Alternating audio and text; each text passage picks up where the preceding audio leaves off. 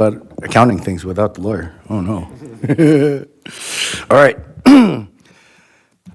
Today is Wednesday, April 22nd, 2026. I call the meeting to order at, say, 5:34 p.m. Clerk, please take the roll call. Mayor Chan, Here. Vice Mayor Ding, Here. Councilmember Herrera Avila, Present. Councilmember Menchaca, Here. Councilmember Wu. Here. Okay, we will now have some announcements from our Chief City Clerk. Tonight's meeting is live streamed on the city's online platforms. If you wish to address the City Council during tonight's meeting on the item on this agenda, we request that you please complete a speaker's card and hand it to the clerk at this time. Okay, first item, please. Public comment. Mr. Mayor, I have no comment cards. Really? Shocked. Okay, next item, please. Fiscal year 2026 to 2027 budget study session for proposed city operating budget and capital improvement program. Finance Director Kahola Kula and Assistant Finance Director Tang will make the presentation. Here, members of the City Council, it is my pleasure to present the proposed for this study session, the proposed budget and capital improvement program for fiscal year 26. Oh, it's time for the meeting. Uh-oh. We won't tell them you're here. Time to wake up. It's time to wake up. Okay, so overview of tonight's budget study session. So we'll take a look at the budget development process. We'll take a look at the community budget survey results, move on to the financials and start with the citywide financial overview, the general fund overview, the other city funds, internal service and special revenue funds, a staffing overview, and then Linda will take over and do the capital improvement program and finish it off with the next steps in the budget process. So beginning with the steps to develop the proposed budget up to this point so far, January 28th, we began the budget preparation. The department directors received budget instructions and began developing spending plans for the upcoming fiscal year. At the regular city council meeting on February 3rd, we did a budget kickoff discussion to have a public discussion of budget priorities, budget process, and key budget dates. Internally, on February 13th, city departments submitted their budget spending plans for fiscal year 26-27, along with funding requests for new initiatives and capital needs. And then on March 11th, the finance team consolidated the revenues and departmental budgets for the city manager's review. And then from March 16th through March 25, we had budget review meetings where department heads and their respective staff, city manager, and the finance team conducted a detailed budget review and made preliminary revisions to departmental budgets for fiscal year 26-27. And then that brings us here today, April 22nd, for the public budget study session where we're presenting the draft budget to the City Council for initial review and public discussion. Before we get into the numbers, we'll provide the results of the community budget survey that was conducted from March 2nd through April 17th. We had a total of 129 responses, and we focused on service satisfaction, funding priorities, and budget trade-offs. So under community funding priorities, we asked the question, if you had to select one area as the single highest funding priority for fiscal year 27, which would it be? And the two highest responses were public safety and emergency response at 29% and streets and sidewalks and infrastructure at 25% with 32 responses. For community sentiment, we asked overall, how satisfied are you with city services? And overall, 64% of the people who responded are satisfied overall, between somewhat satisfied and very satisfied. And then preferred funding strategy, we asked the question, if additional funding is needed during fiscal year 26-27 to maintain or improve city services, which approach would you most support? And by far, the most support was for reprioritize existing funds at 60%, followed by new revenue measures.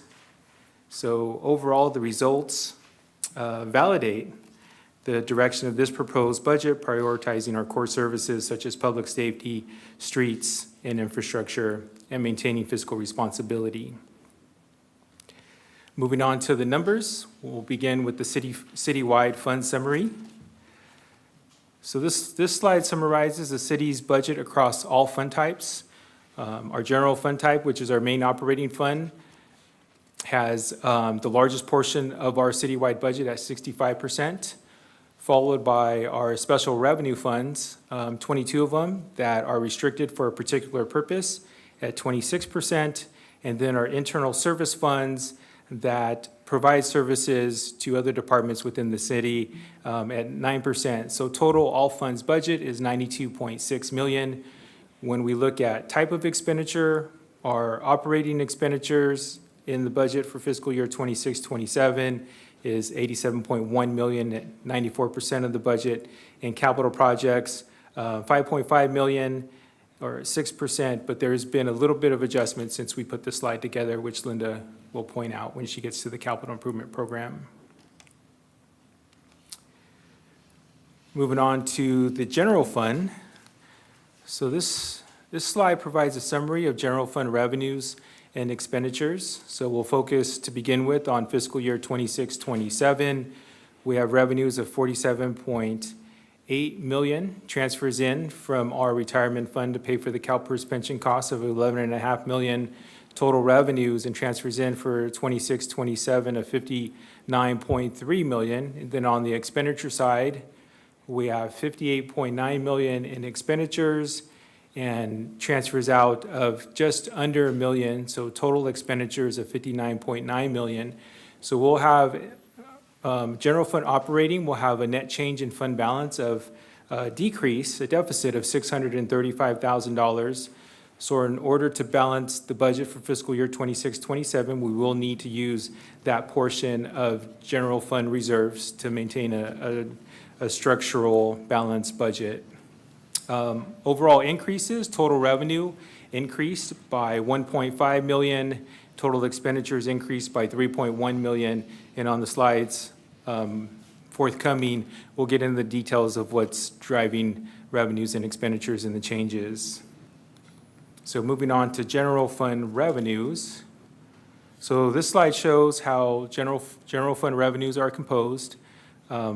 Obviously, you can see from the pie chart on the right that taxes make up the large portion of our general fund revenues, followed in by the transfer in from the retirement fund to pay for the CalPERS pension cost.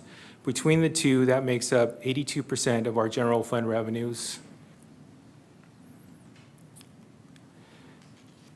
And so this slide provides a comparison of our revenues from fiscal year 25-26 to 26-27. As mentioned earlier, overall, revenues are projected to increase by $1.5 million.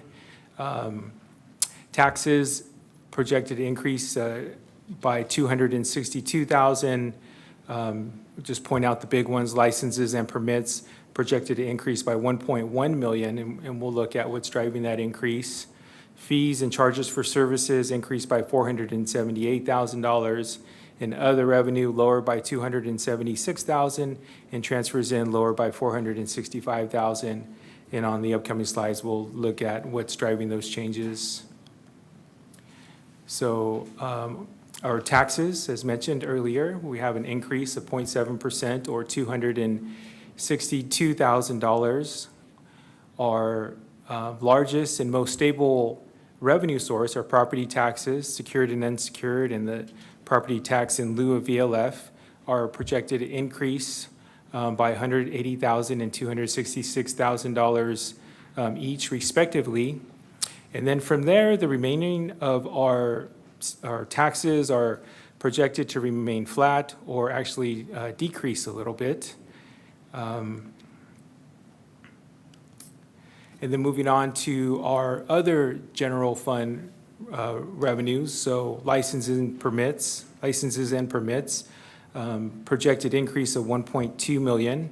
So the large driver of the licenses and permit are the building permits, as there is projected to be a large amount of development activity where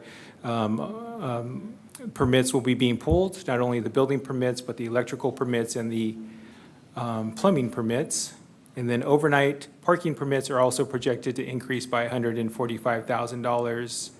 Use of money and property projected increase by $152,000 as our interest income is projected to be higher compared to the fiscal year 25-26. Fines and forfeitures projected to be up by $89,000, largely due to increases in parking fines. And then charges for services, increase of $478,000. Plan checking up $110,000. Recreation fees, as the Community Services Department will be charging for certain classes that weren't charged in the prior year, as well as additional programming. So increase of $184,000.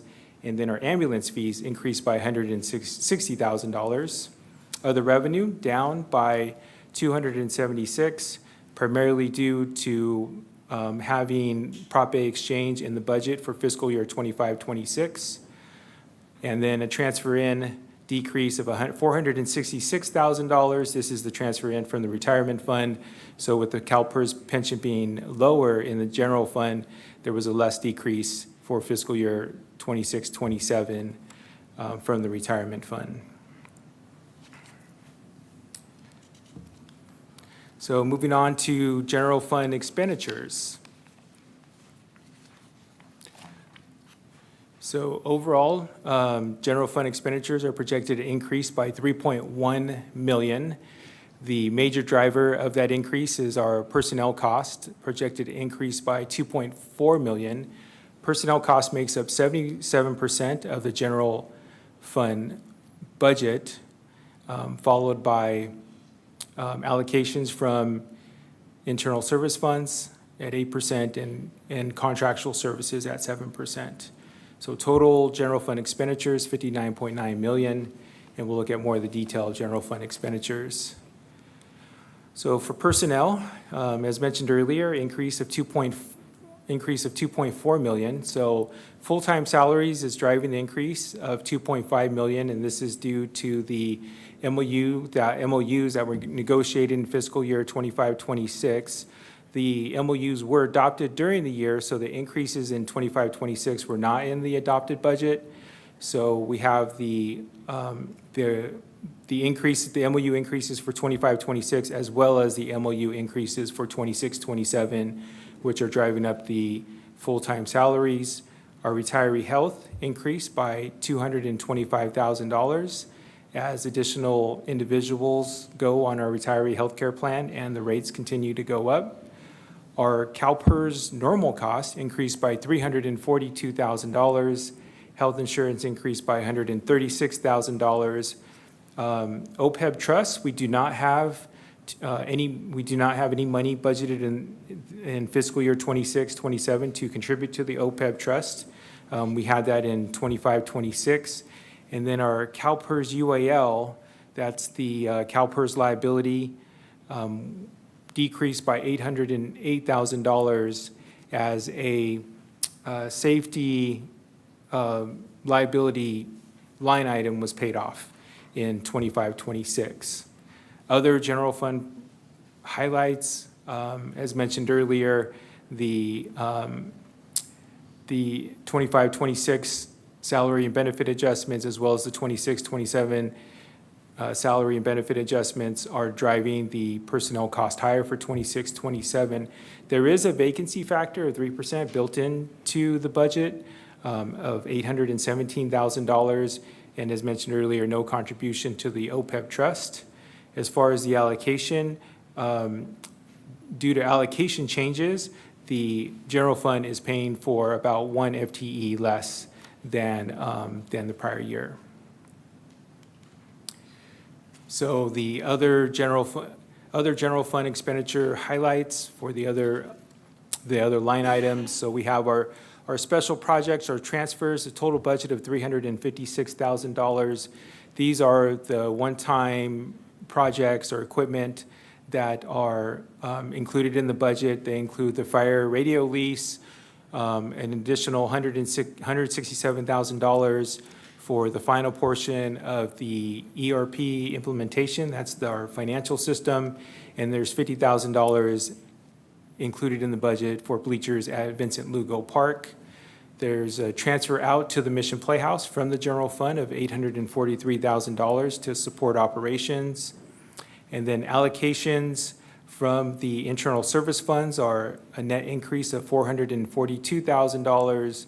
The major driver is our liability insurance for JPIA is projected to increase by $564,000. That is offset a little bit by $118,000 as we paid off the Holman Capital loan in 25-26. On the contractual services side, total budget of $4.3 million.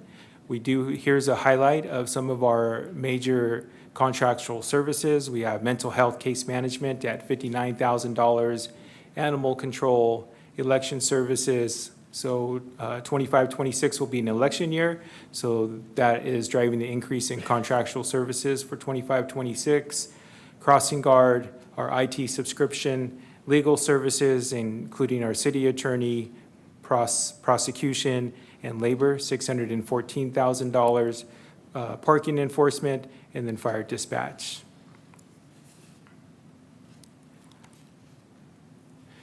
And then additional general fund expenditure analysis. So augmentations that have been included in the 26-27 budget.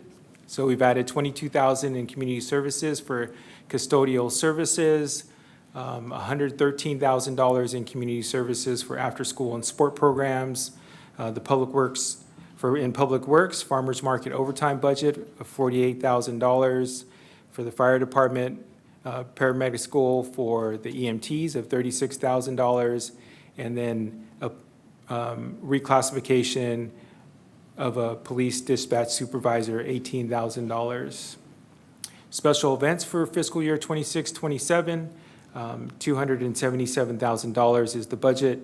There are 25 special events, and here are just some of the highlights: Independence Day, Farmers Market, Dumplings and Bear, summer concerts and movies, Lunar Lantern Festival, Cinco de Mayo, holiday tree lighting, Fall Fun Festival, Turkey Trot National Night Out, Dia de los Muertos, Memorial Day, to name the highlights.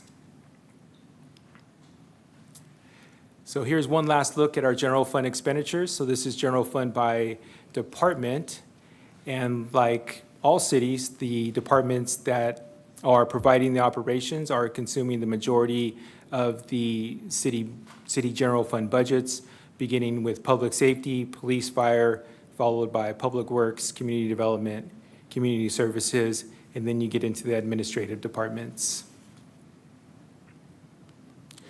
So general fund 5-year forecast. So we provided a forecast from 2027 through 2032.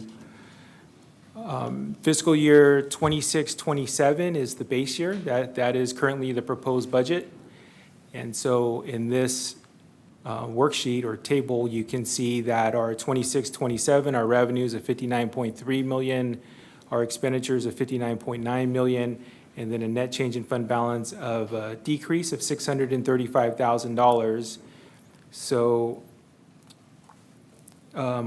what we did for the 5-year forecast is we started with the 26-27, and then we added, then we provided certain assumptions.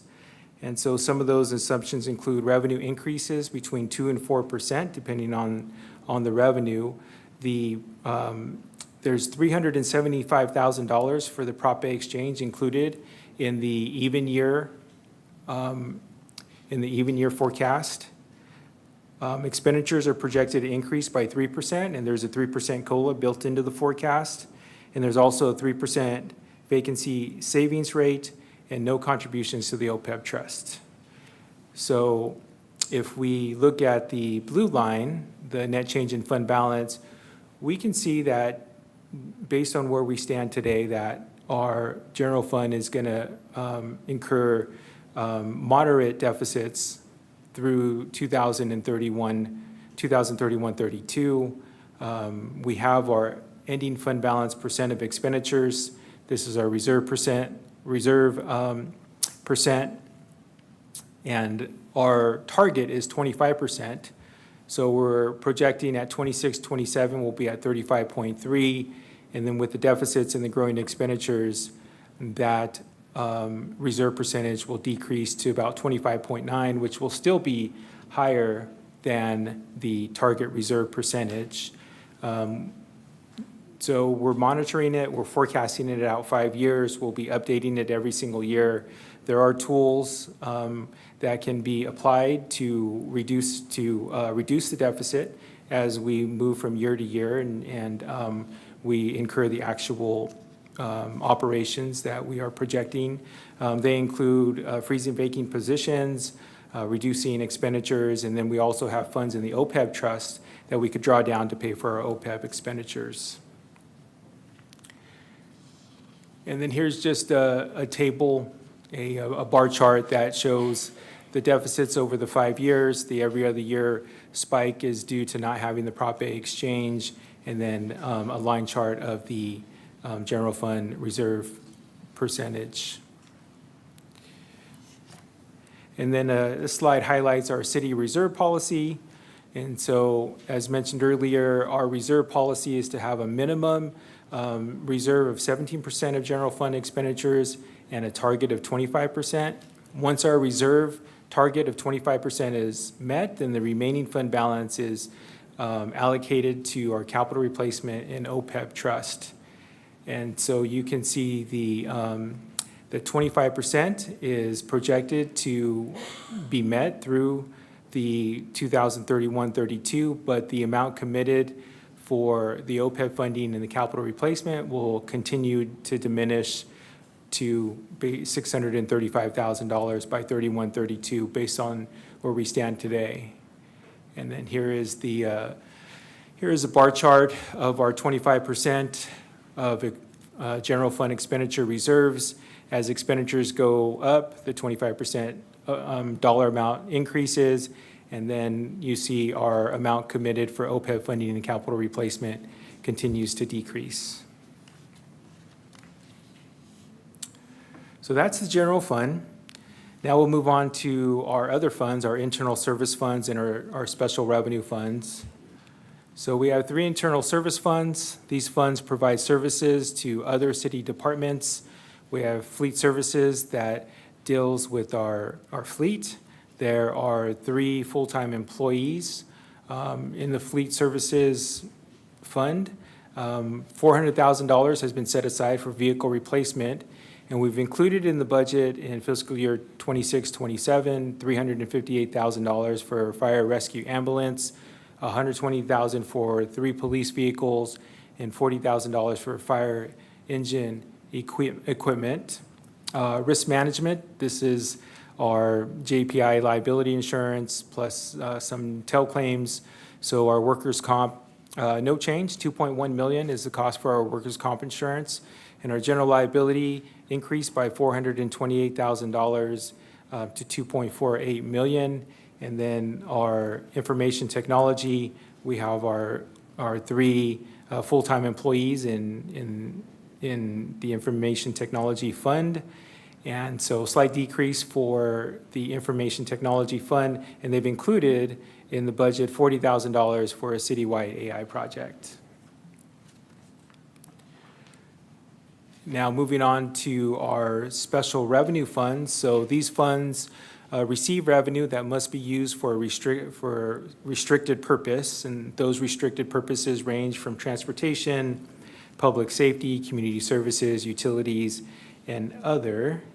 And so overall, our special revenue funds make up $24.4 million, and there have just been a couple items to highlight in our special revenue funds. In the wastewater fund, we added $25,000 for homeless encampment cleanup, and $150,000 in the community services fund for a second summer day camp. So we've highlighted a couple of our special revenue funds. We have our retirement fund and our Mission Playhouse fund. So the retirement fund is restricted to pay for the CalPERS pension cost. So we do a transfer from the retirement fund to the general fund to pay for the CalPERS pension costs that the general fund incurs. The retirement fund has projected revenue of $10.5 million and projected transfer out of $11.5 million.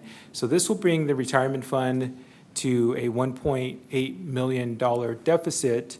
The deficit is projected to be eliminated over time as the revenues increase. The revenues are tied to property taxes. So as the assessed valuations increase and there's property transfers, the revenues will go up.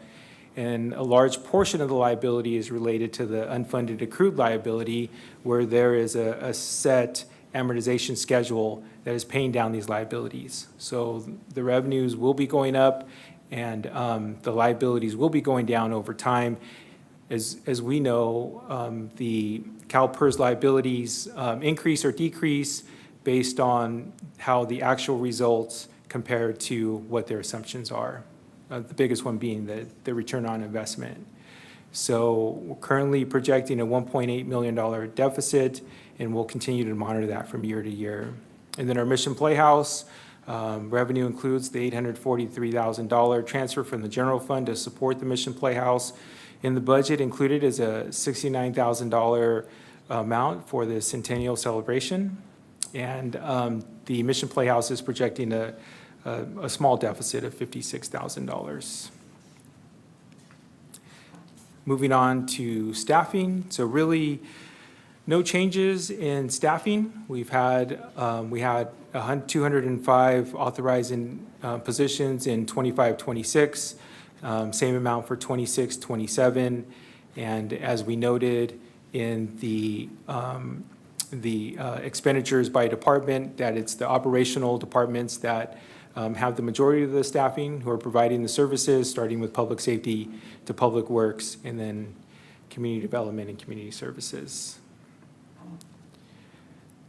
So next we'll bring Linda up, who will talk about the capital improvement program, and then finish off the presentation.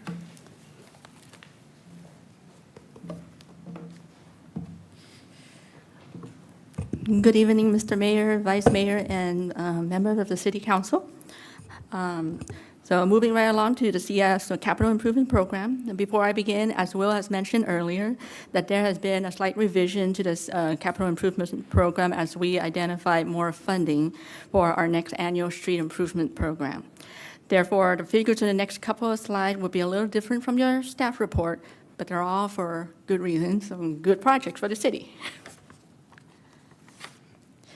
So this bar chart illustrates the allocation of the new funding for the capital improvement program for fiscal year 26-27.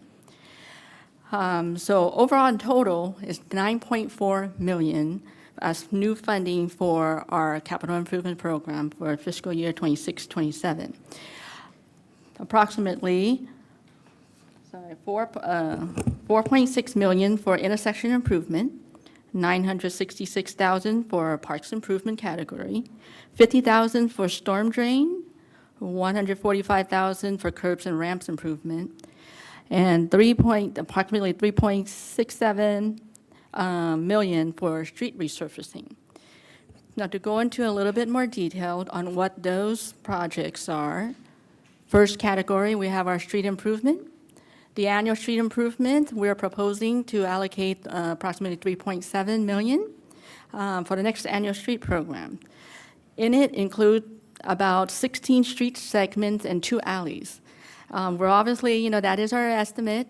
Certainly try to do as many of those segments as we can, but with the raising costs, obviously, there might be slight changes. But that is certainly what we're including in the new CIP for 26-27. And the street project really is for street reconstruction, asphalt overlay, coating, slurry seals coating.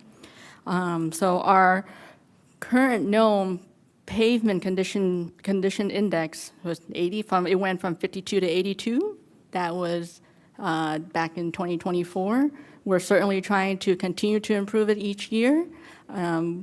So the next time that we'll be having our index number, it will be the next year. So we will continue and keep improving our street. The street repair and curb ramp projects from CDBG funding, it normally goes hand in hand with our annual street projects. So we normally go out and bid together. For the Valley Boulevard intersection improvement, there are 3 projects totaling approximately $4.4 million. And we're on the final phase of design, which is being done by the Metro MTA. So there's a possibility, since there's on the final stage, there's a possibility that construction may start toward the end of fiscal year 26-27, if all goes well. If not, it may be in the following year. But we are allocating the funding that is available to the projects as we go along. For the I-10 e-bike access project, we are proposing to add an additional $215,000 for design. We'll be adding additional funding with Measure M as it becomes available. As we were told, we got an award, but until that is done, we'll put it on paper and put it onto our book. The next category we have are parks improvement. We're proposing to add, well, actually, no, it's $599,713 that you see there are additional funding that we have identified got awarded to the city by county. So we want to put that in our capital improvement program to have it available when the project is ready to move and it's already allocated. The next item is the Veterans Memorial. We're proposing to add the $116,000 for construction documents as available with the conceptual design. So that's allocated next fiscal year. The storm drain category, we're proposing to allocate $50,000 to a stormwater master plan. What it is a study of the current system, wanting to identify problems area so that we can choose the best fix for those areas that need to be fixed, rank them by importance to see what needs to be done first, and also to identify potential improvement projects through this master plan.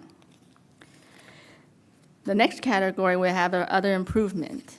For Vincent Lugo access path and bridge replacement, it is an existing project, but we're proposing to add an additional $250,000 to the project to continue design work. What are the next steps?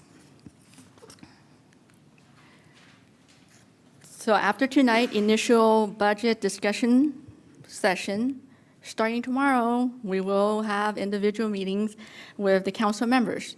And that will include the council member with the city manager and our finance budget team to go into more detailed review.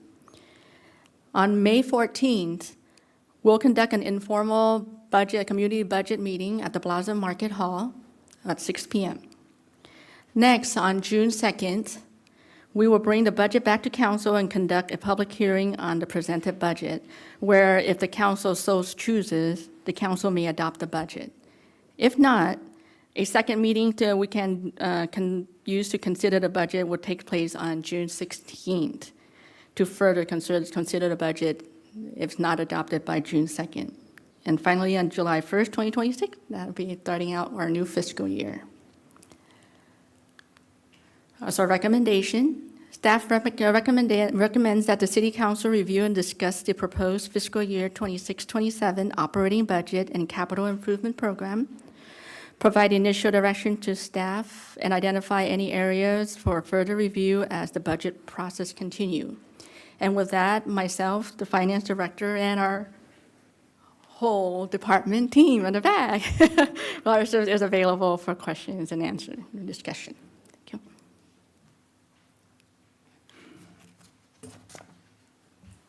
Thank you, Linda. So let's start. Do any of my colleagues have clarifying questions? Councilwoman Menchaca? So nice to be able to speak now and not wait. One of the perks of not being a mayor. You get to go first now. Yes, I get to go first. So I guess I was just kind of looking at the budget, and, there's a lot of moving parts, obviously. And the one for me that sticks out is, it's like the third page, but it has streets, sidewalks, and infrastructure, which happen to be, 25% of the response from the community budget survey results. And then the fifth item was neighborhood quality and code enforcement, 8%. And I kind of see that as something that really is one universe, because I've been trying to figure out how do we address in the budget, because it looks like it's different departments, this whole thing about keeping our neighborhoods clean. It was mentioned at one of the public comments, but because we're an older city and we pride ourselves in the trees are starting to really wear on the sidewalks. I mean, what we heard yesterday is not unusual. My neighborhood in the north, we're experiencing that. I know the south, all over we're experiencing it. And we want our trees, but there's damage that's taking place. And at the same time, we see neighborhoods that there are homes for a variety of reasons. Some neighbors just don't care. Others can't afford to make the repairs or keep their lawns clean. And we've had those comments too, public comments. And I kind of think about, like, when we have graffiti, we have a graffiti removal company that comes out and they're very good about removing it immediately. But we don't seem to have like this core group where if we have a home that needs to be repaired, especially if it's a public area where it's our responsibility, how do we take care of them? And maybe Michael needs to come up, but it just seems like it's streets, but it's also code enforcement and kind of coming together and being very focused, not waiting for people to come up and give us the addresses. How do we handle that? Because I just think it's going to be much more of a problem. And then we have the economy. And again, some people, I genuinely believe they just can't afford to fix their homes. I mean, it's just not possible. And so I know with code enforcement, they see it all. They see people who just don't care, don't respond to them. It's at some point, we have to elevate it to our legal counsel. But there are some people who just can't afford it. And as opposed to having people come up and give out their addresses, is there something we can do as a city to kind of make this process a little more coordinated? And so if code enforcement does come, we don't have to wait months or years. I mean, the homes that were mentioned yesterday, I've been getting that call over and over on some of these homes. And it just seems like there should be a better process. I don't know, maybe we have a hotline, and from there, there's a process where we have code enforcement and we have streets. Do you know what I mean? Just something central where it flows better, as opposed to everybody getting this alarm and we're reacting. I remember with the streets, we have that system, I think it's called GIS, where we have, at any moment, Michael could tell us, here's this street, this is the type of work it needs. It's been paved 5 years ago, 2 years ago. We should have something like that too with regards to our trees, our sidewalks, or maybe the sidewalks are included, but I just think we need a better system, and maybe we have it, but I just don't see it. Maybe I'll just answer a little portion. I know, there was a lot there to unpack. I will need all the the proud help I need. I can get in the Yeah. back here. But certainly, probably Michael will provide more information, or can hopefully answer the little part of it. The one part that I know or can answer for the area, like such as trees that you're mentioning about the street trees, public way street trees. We actually do have some funding that we do allocate for urban forest program that our public works always uses to plant new trees. So that is available in place when it needs to be done. As far as code enforcement and other improvement, I will need to see if Our department. Yeah, it's not street the new department had it. trees, because like I said, I am a big supporter of planting trees for a variety of reasons. Yeah. But it's the older trees that are really put a lot of wear and tear on our streets, and, you know, it's the public areas that I'm focused Right. on, more so than, you know, private Yeah. property. But, Mark, go ahead. And thank you, Councilwoman Menchaca and members of the council. I'll take a stab at it, and because what you've talked about covers multiple departments, I welcome the team to come up and augment in anything I said. But really talking about a couple of things there. As you mentioned, we have a tree planting program, and that's not a problem. We have funding in that. So if people want to have a tree planted in front of their home, I suggest you have them call us, and we can work with them and have that done as long as they are willing to water the tree and care for it. The issues you're talking about, I see two of them. One is the code enforcement side, which I know that you don't see as a council a lot of the behind the scene that's going on, but ever since council mentioned in a closed session meeting that we wanted to have more, and I'm not breaking any closed session issues, but that we wanted to have more proactive enforcement of properties. You didn't want to wait until they were 3 or 4 or 5 years old before we brought them to your attention or took care of them. I can tell you that we have been progressing very quickly with those homes that are the ones that are the most problematic. So that when we hear about them, we work with homeowners, we try to get voluntary compliance, but we have very quickly brought them to our city attorney's office for addressing. And so from that side, from the addressing side, for things that are reported to us, we handle, I think, very quickly. The issue is we don't do proactive code enforcement. So a lot of those homes could be on people's streets that they see and potentially talk to their other neighbors about. But if they don't tell us about it, we're not generally driving around the streets to make notes of which homes need fixing. If we have a complaint about a home on a street, we absolutely do look at the rest of the street and try to make sure, first of all, that we're not in a neighbor dispute and that we're not enforcing against one neighbor and it's the other neighbor that's having the concerns and we're not equal about all the neighbors. But second of all, it doesn't look great if we call somebody out for not trimming their bushes and across the street those bushes aren't trimmed. So we try to do everything on a block or at least an area when we do go out there. But by and large, if we don't get the complaints, we assume that they're not concerned, and so we don't go out there and actively enforce them. That's a gross response or an overall response. It's not, there are outliers for all of that. For those folks that do want to report, I'm happy to say that we have started building our app, our customer service app that we have talked about for the last couple years. And I think that's kind of what you're hinting about with the GIS system. We do have a great GIS system that tracks all of our street projects. We do go out and check all of our sidewalks every couple of years and note where they need to be fixed, and that's all on a list. We do have our trees on a grid so that we know when a tree needs to be pruned. So we do keep track of all of that. But it isn't the easiest for a resident to point to a house or to a tree or to a sidewalk and report that to the city.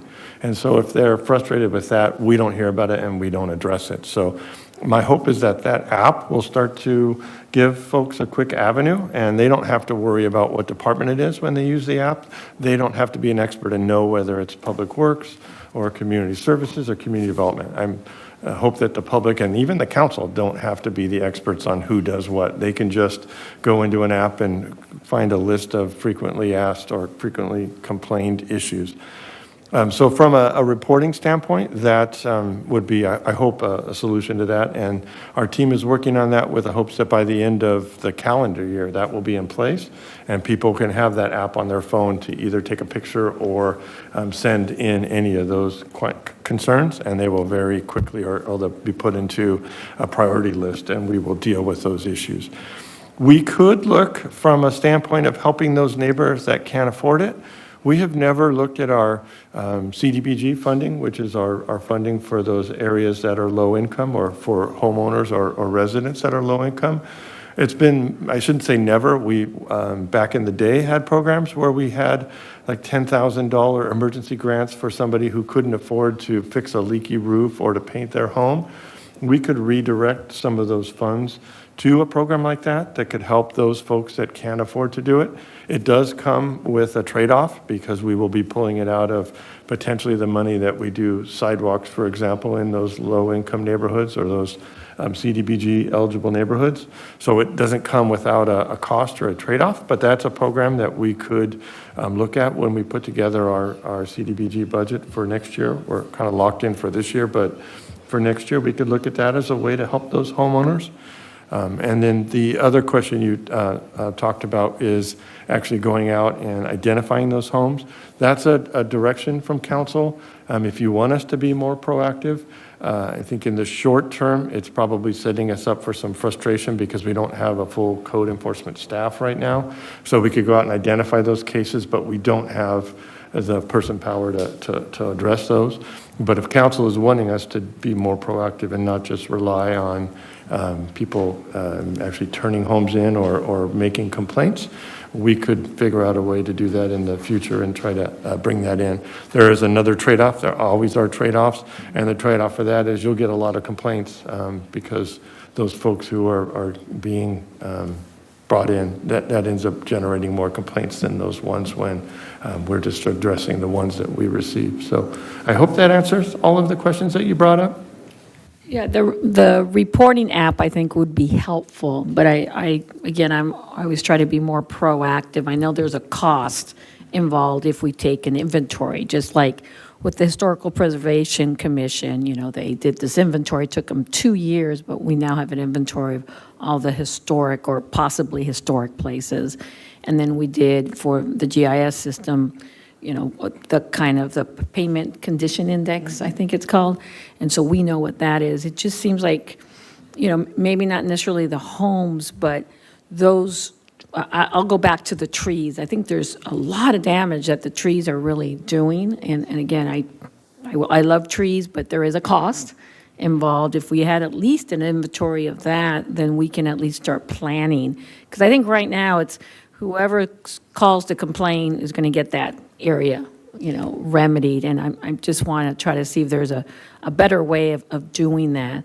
Regarding housing, we would have to, I would encourage more to look for grants as opposed to pull what we have right now. But I don't know with our grant writer if that's an area, I think they have their marching orders. Look, money for Smith Park, the pool.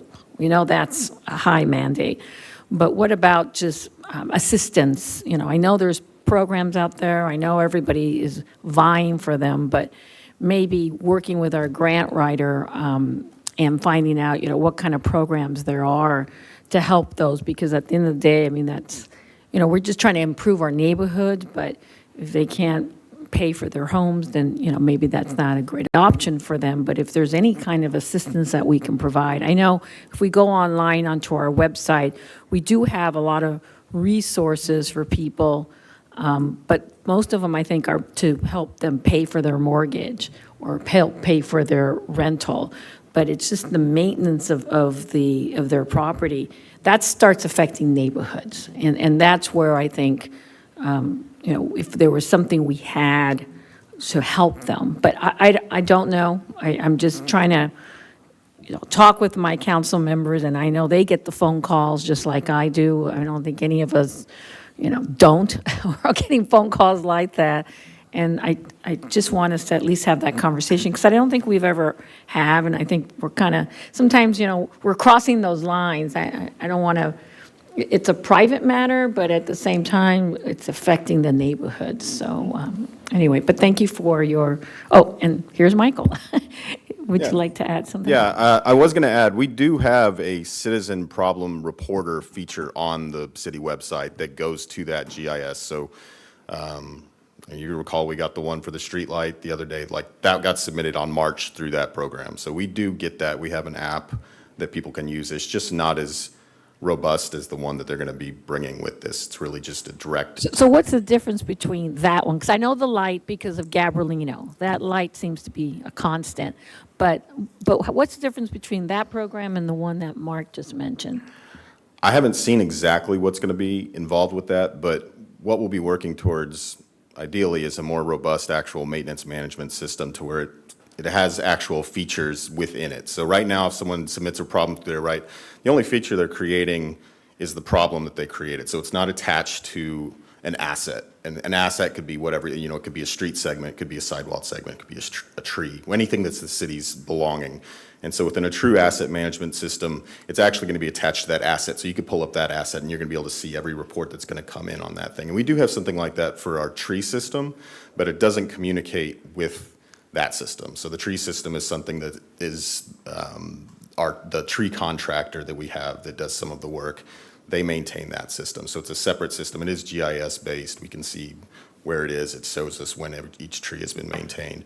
But it doesn't communicate with those other functions. Ileana could probably speak more about what the citizen problem thing is going to be. Ileana, you even get into that? I did want to say for the sidewalks in particular, we do inspect those. So we have someone like one of our inspectors who goes out, and the goal is to look at all the sidewalks every 2 years. So he does one side and then does the other, basically alternating years. So we do have track of that. A lot of times it has just to do with the volume of the amount of work. So if there's a small lift or something like that, we're going to go out and triage that and get rid of the hazard essentially by grinding it or maybe ramping it. And then we're going to be addressing those. And the larger ones, we're prioritizing them and working through a list. Like our streets guys have a list that they're constantly working through. So there's really just a certain volume of things they can replace. So, for instance, the one that came up last night at council, I was out there today looking at that. And trees play into that one as well. There's 2 very large trees in the parkway there. There's a good chance, based on looking at the one in front of that house, we probably will remove it. So we inspect those things. The streets guys, whenever they get sidewalk things and go look at them, I'm an arborist, so I go and look at them with them. And so I'll evaluate that on whether they need to be removed or we try and do stuff to the extent practical to preserve trees when we can. But it really is just a volume question of how much sidewalk can be I was done. going to say, the sheer volume, our public works team can't do it all. They're doing sewers and they're doing, there's so many other, your scope of work is endless, it seems like. But I don't think we've ever been able to focus because we were so busy with the streets. Now we got our streets at a good place. Is it 89 PCI, something like that? I think it's about 80, Yeah. yeah. We actually just submitted the requisition to develop the next cycle so we'll have that Okay. coming up So next we year. got the streets, it seems like, but it's the trees with it's sidewalks that is creating a real hazard. Yeah. And then we have those neighborhoods that the homes have not been, which is a code enforcement, but it still kind of spills over, it seems like. And we keep an eye out for that stuff when we're out there. When we looked at that sidewalk today, one of the houses, right, it may have been one of the ones that was mentioned, there's no car there. We checked, it seems like it is vacant. The grass is probably about this tall. It's definitely, we keep an eye out for it and we'll report it when we see it to that extent. If it's really significant, not every little thing, just because you'd get bogged down forever if you really try and nitpick too much. But there is some active end on that as well on the public works side, at least as far as relaying things to community development. Just end it now. I guess we'll have more discussion when we have our 101, but I just wanted to share that with my colleagues. Thank you. Anybody? Councilman Wu? Thank you, Mayor. Well, thank you so much for the presentation. I do have several questions for Well. So on your page 12, can you more specific about property tax secure/unsecure, property tax in lieu of VLF, and the last one is other property tax? What's the difference between, within the 3 different categories? Sure, Councilmember Wu. The property tax secured, unsecured is, that is the 1% that we all pay on an annual basis in 2 different payments. And so there's the 1% that's charged on the assessed valuation. We get about 10% of that 1%, and then the remainder of that 1% is allocated to the county and other districts. Other property tax, so that includes our property transfer revenue. that, that is assessed on when there's a sale, and it's 55 cents per $500 of sales value. And then there's kind of a catch-all property tax, all other, and that's your supplemental, late fees, and past due property taxes. So, and then property tax in lieu, which is another large portion. So there, a few years ago, the state had provided a property tax in lieu where they basically exchanged or lowered our VLF. They lowered the VLF amount, lowered the amount of VLF that the cities would get. And What is they- VLF? Sorry. Vehicle license fees. Okay, thank you. And so they lowered the amount of vehicle license fees, and then in lieu, they provided a property tax to the cities. So that it's property tax in lieu, and it's property tax based, but in lieu of the VLF that occurred quite a few years ago. I see. Well, thank you. And so property tax, if I, please correct me if I'm wrong. So property tax, that every $1 that goes to the county, then we got 10 cents back, not 14 cents, but 10 cents.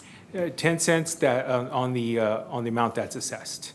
Yes. And, okay, so that does not include the retirees tax. That's correct. Okay. Councilmember. So the amount reflects on your report, that is the exactly 10 cents out of the total amount. Is that right? Yep. The property tax secured and unsecured is basically 10 cents on the total per dollar of the total assessed valuation that you pay in your property taxes. So that's saying if anyone delinquents on their installment, and there will be like a 10% penalties, we also get 10 cents out of the penalties. Is that correct? That's correct, Councilmember. In other property taxes, the gap between the old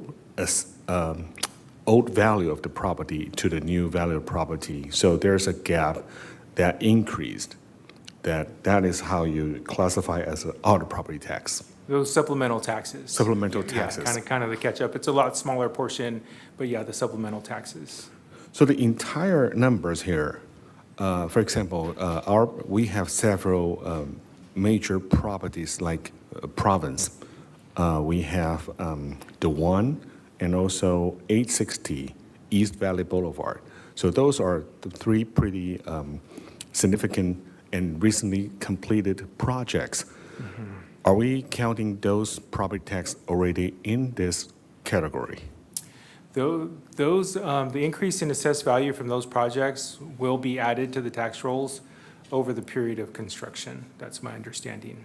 So far, I mean, once they complete it, then we are entitled to get the property tax portion, My understanding is even before that. even before that. Yeah. Because that time when there was just a land value property, then we collect the property tax, it's just the land value. Right. But when they developed, and there's an actual value for each unit, so we will collect the money from that. And as it progresses each year, so they increase the value in a year, then that would be added to the tax rolls, and then the next year, and then the next year. And so it would progressively be added to the tax rolls, not just when it's completed.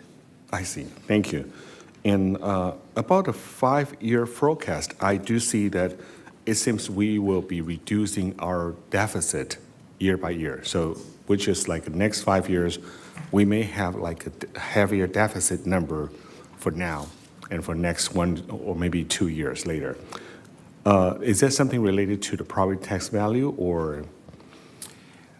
Our deficit kind of goes up and then it goes down. You can see on the bar chart here that in the even years, in 27, 28, we get there is an additional Prop A exchange revenue is built in. So then that's, in those years, the deficit would go down, but, in the odd years, you have the election, but it's not as much as the property tax money. So it kind of goes up and it kind of goes down. So that is your kind of every other year revenue. where the majority of everything else, election is every other year as well, but the majority of everything else is somewhat steady, and it's increasing, just projected to increase at like a 2 to 3%. Same on the expenditure side. I see. Thank you. And another question is on your page 16, the OPEB Trust and the CalPERS UAL. Is it right that if this is minus, that means we have less liabilities on this? That's correct, council member. So our safety, unfunded accrued liability, the debt that we had, so it was incurred probably like in 2003. So we've been paying it off for the last 23 years, and in 26 we paid it off. So the payment was like over $1 million per year. So we paid that line item off. So that was the reason why our UAL payment went down by the $808,000. So if the number is not negative but is positive, that means we have to pay that out of our own general funds pocket. Our CalPERS pension cost, the CalPERS UAL and the CalPERS normal cost, is paid for basically by the retirement fund. Fund. Yeah. That is in our property tax as well. That there is an additional property tax to that Offset. where the retirement fund generates its revenue. Okay, great. Thank you. May I interrupt? Please. I'm sorry to interrupt. I just want to make sure that we're clear about this. Everything Will said for the CalPERS UAL is correct, but the other question you asked, Councilmember Wu, was about the negative number for the OPEB trust, and I don't want to confuse that, or I want to make sure we're transparent. The number in red for the OPEB trust, that is negative because we are recommending that we don't make a payment this year to the OPEB trust. That is something that's optional. It would be funding future years' payment. That $250,000 goes into an investment account, and it helps us pay for the cost of the retiree health that comes out of about $2.5 million a year from our expenses. And that's what Will was talking about. At some point, if we wanted to, we could pull money out of that to help us make those payments. But we're recommending not making that $250,000 extra payment this year because of our deficit situation. It doesn't seem prudent to make our deficit $250,000 more to put money into an investment. It's kind of like robbing from, your bank account to invest, or from taking a loan to invest, so to speak. The number on the other side, on the left side, the retiree health, that cost has actually gone up. You can see that's a plus $225,000. That's what we pay every year to pay for the retirees, people who have already retired and are on our health care plan. So the UAL number negative, that's a good news number. The OPEB trust number at a negative, it's not a bad news number, but it just means we're not paying for our future liability. Does that mean that we save a little bit more in our general funds because we're not paying that out? You're correct. But when we get our actuarial assessment of that fund, that's probably going to go up, the future liability. It's based on what their expectations are for how long people are going to live and how many folks that we will have on that plan. But also they take into account how much money we're putting on investment, and they give us a credit for that. So again, being fully transparent, that's an optional payment we're not making, and it could make our number on paper go up. But in reality, we're only required to pay for the actual costs, and we have that in our budget, and that's fully funded. And Will, please correct anything that I've said, if it's incorrect. That's absolutely correct, City Manager.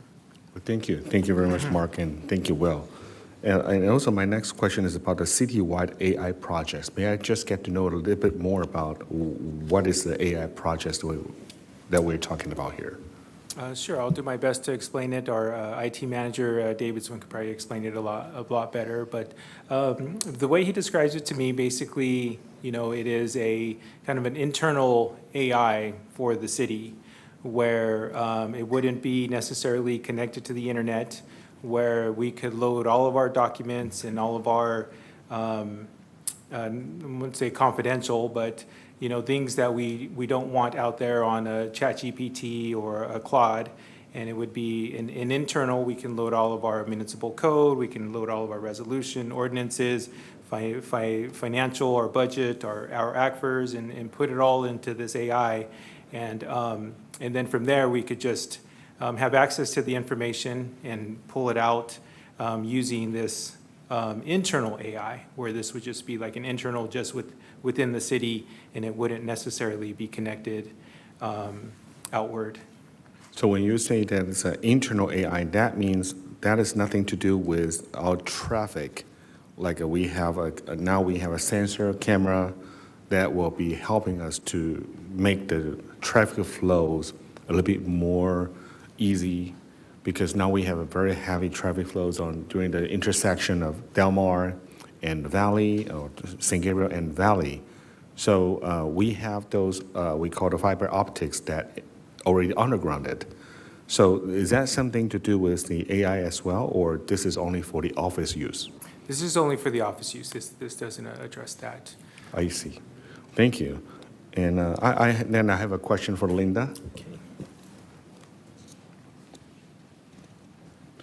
So Linda, about the CIP, and I understand Councilwoman Menchaca mentioned about the tree. So we have a contract with the North Star.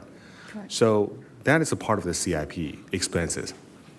No, No, it's not. So our contractor, we actually had used a couple of different funds, not a part of the CIP. And that's an annual contract that we actually have. So partial of it is general fund and partial out of another special revenue fund, depending on where the trees are at. Oh, really? Oh, Yeah. okay. So then, I mean, special revenue funds, as you know, is restricted. So if it's gonna be trees on our parkway, our park, city parks, let's just say, general fund will be paying for it. If it's a street tree, then we have street fund that's gonna be eligible. It'll be eligible to pay for it. So our annual contract with the tree maintenance, they're paid using special revenue. Special But revenue. it's not a part of the CIP program, It's not. because it's two separate things. So I the see. projects versus the CIP program. Got it. Okay, thank you. And what about the replacing the street signs? Because I know that this is a part of our plan already, but is it part of the CIP as well? The street one, we've allocated 200,000 with this fiscal year. It is funded by our special revenue, but that is not a part of the CIP. We classify it as a special project. Special projects? Correct. CIP programs, I mean, it is meant to be certainly larger program, multi-year program that you really cannot finish in a year most often time. They're large capital outlay. So that is more like one time, because we will not Special replace project it. is more like a one-time or shorter projects that hopefully, I know we have not completed that program, we have not spent on that, but it is in the process. And it's been allocated separate from CIP. Thank you. And CDBG fund is not from our own city. That is granted by somewhere else, is that right? That is correct. Okay, So, yeah, CDBG is federal fund, federal fund. and really passed through to us from the LACDA, Authority Commission. Yeah, so CDBG is federal funded. I see. Thank you. And what about, what is the session that we are reading here today? That, since we already have initiative of the police station, so let's say there are 5 different options for us in the future to discuss. And because our attorney is not here, so I probably can speak a little bit freely. But the things is. I'll allow it. Yes. And so let's say if the projects that will be approved by our residents saying, we approve that you can increase the sales tax, that you are able to build a brand-new police station building. Will that trigger any things inside of the report that you showed us today? Would that be moving some costs from here, from there? Or that will be a totally different projects, and that is from different pot? That was certainly, I believe it's from a different, it's going to be a new project, definitely a large CIP project from different funding source. Maybe I will have to ask 'Cause I Mark want to to- maybe the better reason- explain that for me. Yes, please. Linda's right. So it would be a totally new project. We have a very small amount of money in our development impact fee that we would use to start the project with maybe some work with the architects, things like that. But Linda's right. Unless we receive a sales tax measure or some other funding source, it's not accounted for anywhere in our budget. But if we were successful in that, it would turn into a CIP project, and it would have funding over several years because that would be a several-year project. The reason I ask that is because I want to make sure that if we did, it would be approved by our resident, by our voters, that would not squeeze some of the, we say the human resource, like we will not be able to hire more police or fire. We will probably need to cut down something because we have to build a new building. So that's why I would like to make sure if that will be approved by the residents, then it would not be impact anything that you're presented to us today. I think that would be the opposite of that. It would impact it in a positive way because any funding measure we would do would be a general tax, meaning that it would just go into the general fund. It could be used for anything that the council deemed to be important. It wouldn't be just a police station or a fire station measure. It would be general, so it could be used for streets. It could be used for salaries. It could be used for sidewalks. It could be used for any of the things council had talked about. And so it would go in as a revenue source. We would, if we wanted to do a police station building, we would set aside that revenue to pay for any either bonds or loans we would need to build the facility. But it would have the opposite effect. It would actually balance our budget over the next several years, and we wouldn't have a deficit.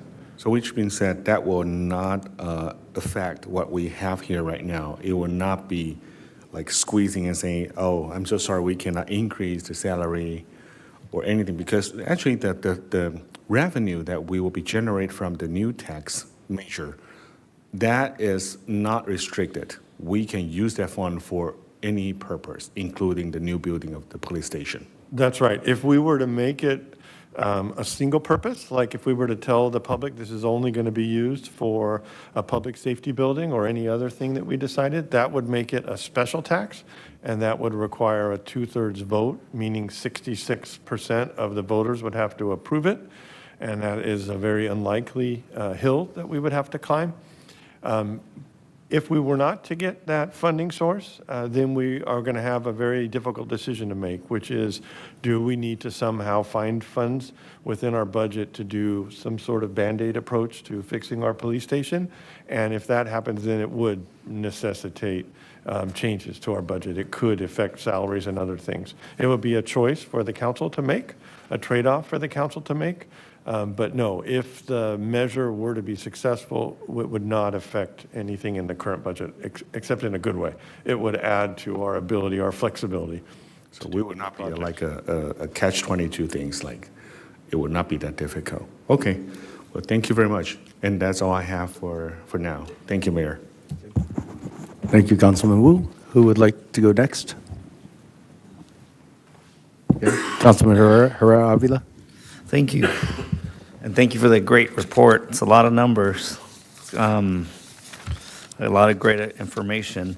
I have a few questions. If we can move to slide 4. This one's pretty simple. I know we conducted this budget survey. I just kind of want to know, like, the test subject, about how many people were involved. Go to page 4 here. So there were a total of 129 responses received for the survey. And this was just generally the requirements, San Gabriel residents or anybody?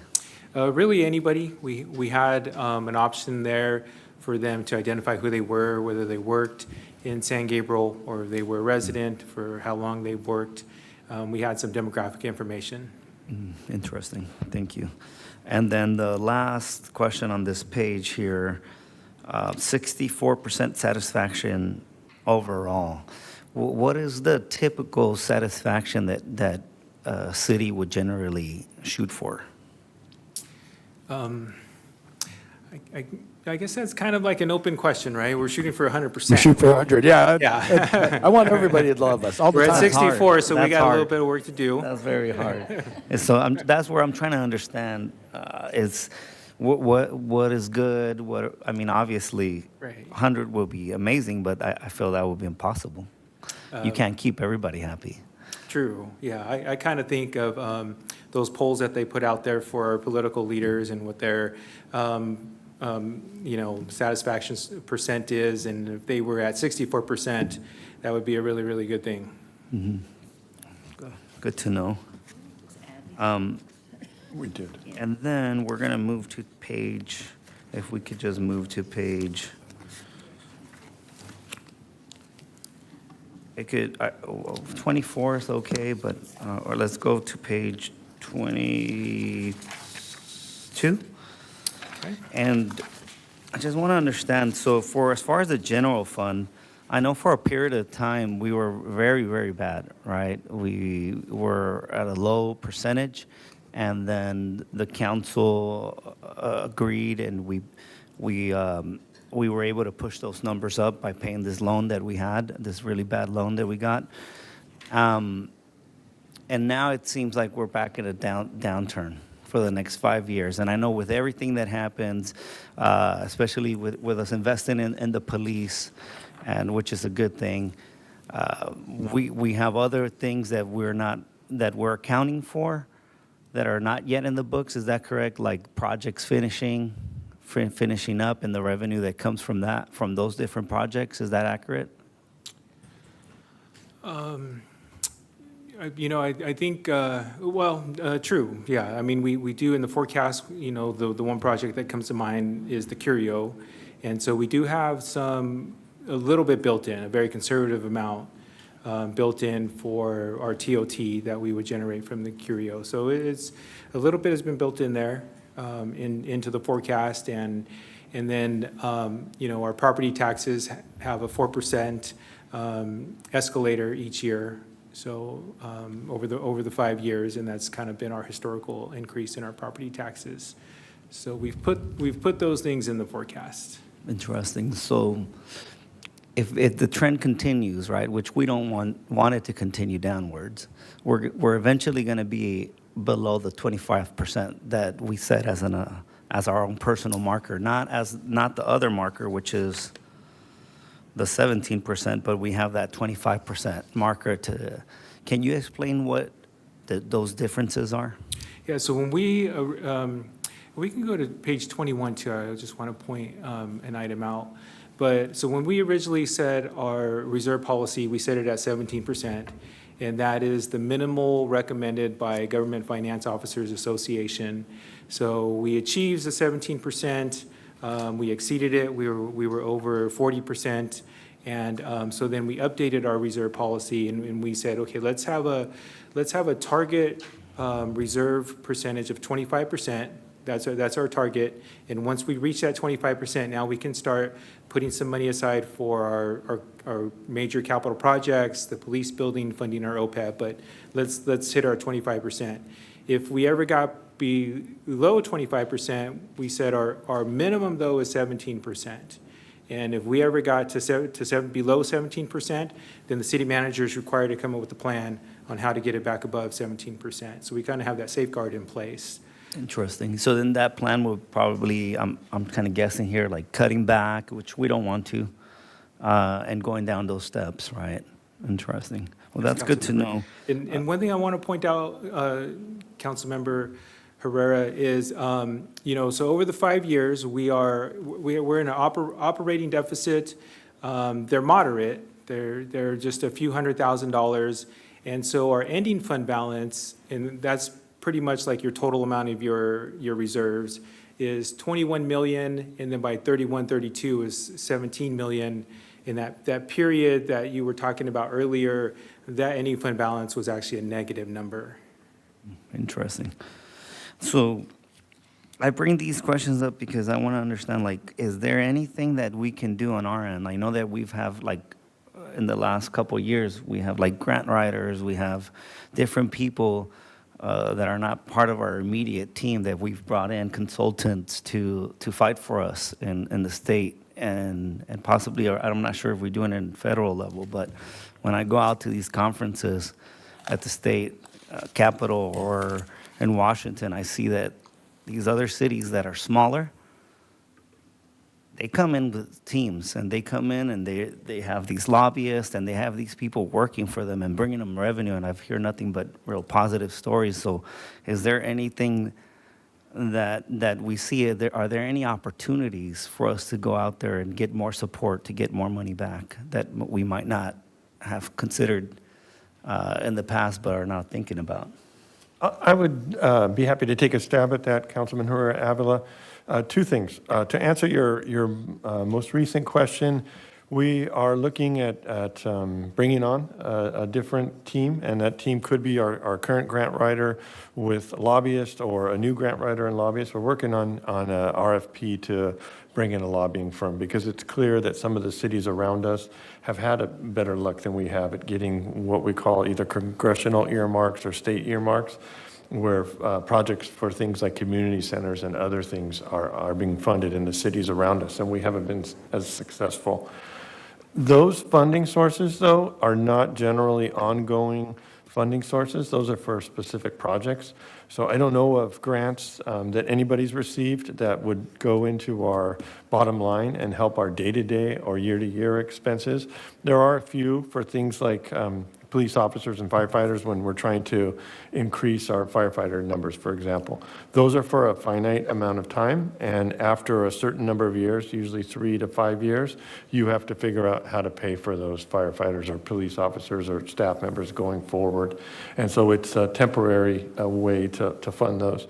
All of that to say that we're always looking for new funding sources, but I wouldn't want to overpromise and say we could find funding sources from our lobbyists and other things for fixing our deficit that you're seeing here. Absolutely for projects, things like pools and community centers, things like that. What Will has also mentioned is that the budget numbers are pretty small as far as the deficits go. We don't anticipate presenting you with a budget for the next 5 years that has a negative in it. We're just showing you how it would play out if we didn't do any adjustments. This is, I don't want to say that we're over estimating our expenses, but we have funded everything fully that we think a healthy city needs to fund. All of the services, all of the staff members, all of the kinds of programs that we currently have. And we haven't cut anything. If we got to year 2 or 3 and we were still in this position, we would start to present ideas for how we should reduce that, because it wouldn't be healthy, it wouldn't be prudent to go 5 years with continued deficits. We would want to make some changes. And also, this doesn't include, as we talked just a brief while ago, any new revenue sources from things like tax measures or things like that. But these deficit numbers would be achievable to try to reduce with some simple measures that we could do. It wouldn't be the best method, but we could, if we needed to, present budgets that would be balanced going forward if we ever got to that point. I want to add something, because I was there when we were put on the watch list. It was 6 months after I got elected. Part of the problem then was our chief financial officer was making all these, this is an extremely conservative forecast. And even as conservative as it is, we're still meeting our policy, which is 25%. So I keep hearing deficit. We don't know what deficit is. We had a deficit back in 2017. That was a real deficit. And what the CFO at the time was doing, he was making all these, Which is not Will, right? No, it's not Okay, Will. Just want to make sure that's correct. That's clarified. it's not Will. Before your time. Actually, it's 2 people before him, but anyway, and so they were assuming these projects were going to come online. One of them was the courier. And so all these revenue numbers were so inflated. And then Mark came along and said, well, what are we doing here with these projects? Either, are not even, we haven't even broken ground yet, and you're already making all these estimates, all these revenues.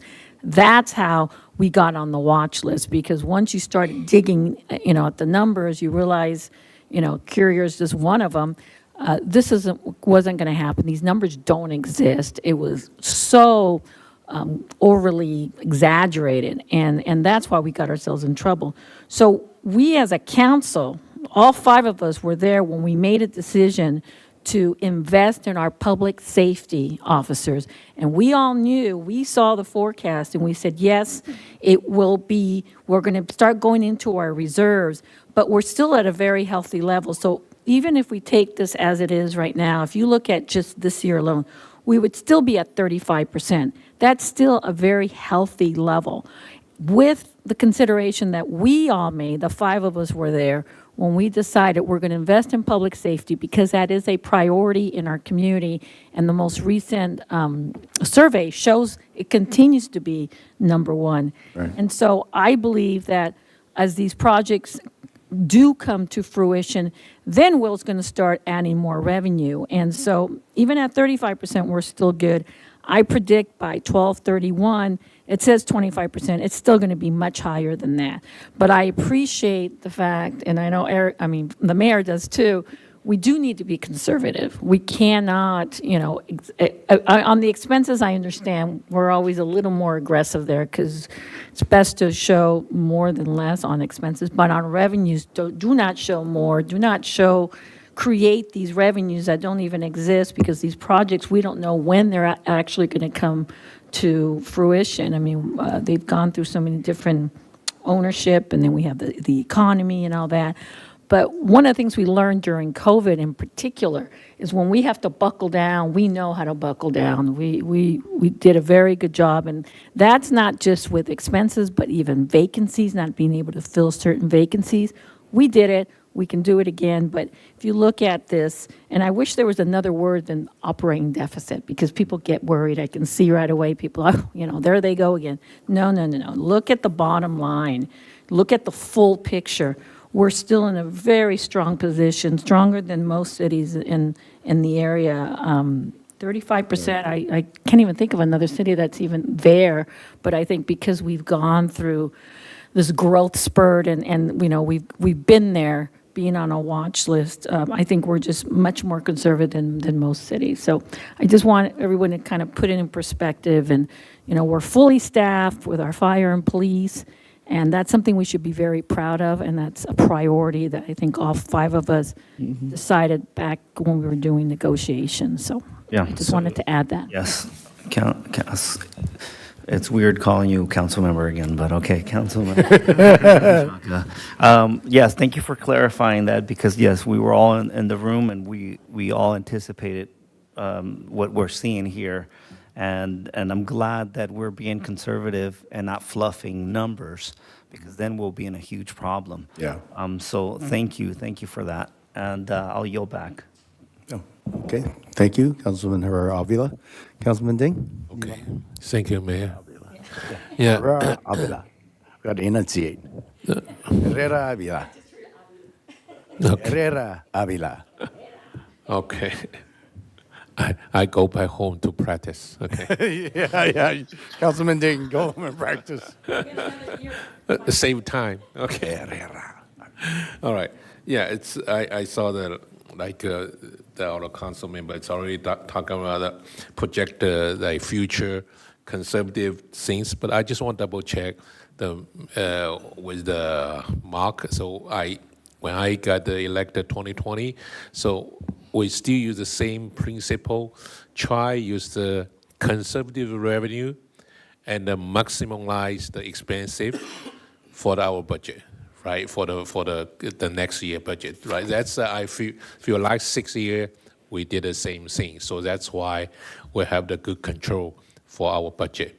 Even sometimes it's a deficit, but later on when we come back to the surplus. So that's our wish, right? So especially like for this budget, also the full staff, the budget, right? If same to the last couple years, right? Assume we hired all the people based on like a police in the fire or whatever the position. We are not having any positions purposely frozen or vacant in our budget, so we can hire every single position, we can have somebody in it. But we know that just naturally with people leaving and coming, we have more than a 3% vacancy rate in our city. Every healthy organization is going to have about 5% or more. Okay. So long story short, we have a 3% vacancy factor built into each of those years. Again, correct me if I'm wrong, Will. So it does include a small vacancy factor. Okay. But that's not like a budget correction model that's trying to force us to have a vacancy. It's a little bit different the previous year. I remember previous year, though, you just based on the full staff, not the 3%. That's correct. We were, you're correct. We had it fully staffed and we didn't have a vacancy factor. This current fiscal year that we're in, we included a vacancy factor, but in years past, we have not. So hopefully, still keep the 3% of a vacancy. Otherwise, probably we have the more expense. Yes, you're right, but I would assume that we're going to have more than a 3% vacancy, just with natural. And actually, council will see at our next council meeting or the meeting after that, we have a new requirement from the state that we started last year that we present all of our vacancies to the council, so you see what our numbers are. And we're at an 8% right now, overall citywide. Oh, it's at 8% right now. Still very healthy. That's just the natural kind of turnover that an organization would have. So 3% and 8%, compare 8% still conservative, right? That's right. Okay, all right. That's good. Yeah, and another question is for the back to the 2017, we have a deficit. That time we don't have a reserve fund, right? Or we still have any reserve fund? No, the opposite. We had a negative reserve. Negative reserve plus the deficit. That's right. That's so bad, right? So that's why. So bad. Yes, understatement, so bad. Yeah. That's the way we don't want to see it, right? Never again. Yeah. Okay. So actually, when we discuss, we wanted to predict the future, like some negative things happen. Why also the concern see these 5 years, because we really do the good our decision is put on our public safety for the salary increase, something like that. But for the future, maybe 2 or 3 years, we have new negotiation. This factor was still not on there, right? If just in case the increase. So is it these factors are put on that too, or no, the salary increase? So we do try to be as realistic as possible, and it includes a 3% cost of living increase for employees for every one of those years. That would be negotiated, so we don't know whether it's going to end up being higher or lower than that. Okay. But we do have a placeholder in there for salary increases. So already, right? it's already predicted building on that, right? That's right. Okay, that's good. So that's our concern. I want a more conservative to think about. Okay, and yeah, I'm glad the last couple of years we built up our reserve fund so we can. So right now predict any like current but council member Mechanka, she say it's not like the deficit, but hopefully that's a predict probably if everything is the maximum, right? If hopefully all the expense are less, so we don't need to use the reserve fund. But currently, every year, it's have any like a deficit, we just use the transfer money from a reserve fund, right? Okay. That's right. That's ultimately what would happen is we would draw from our reserves to complete the year.